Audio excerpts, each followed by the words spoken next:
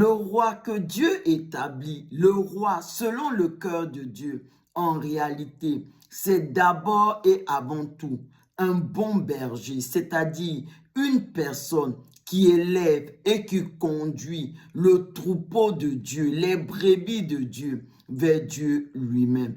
Et l'histoire du jeune David relatée en 1 Samuel 16 et 1 Samuel 17 nous le montre très bien.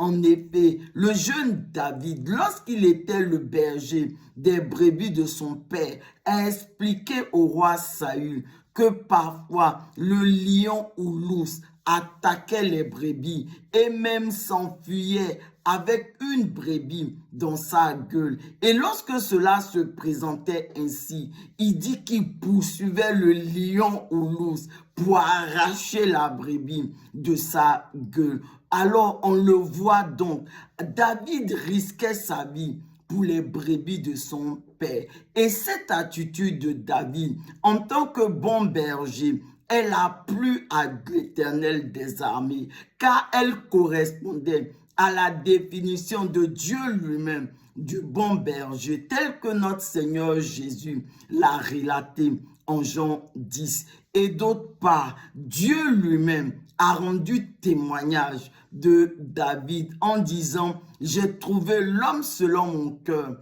qui accomplira toutes mes volontés. » Amen. Et à un moment donné, lorsque Dieu lui-même, il a eu besoin d'un bon berger, il a choisi David et il l'a établi comme roi sur tout Israël pour conduire à lui son peuple, le peuple d'Israël. Et on le voit tout au long de l'histoire biblique que David a été l'un des plus grands rois d'Israël parce qu'il a ramené le cœur du peuple d'Israël vers Dieu. Et aujourd'hui encore, Dieu cherche de bons bergers qui va établir comme roi sur son peuple.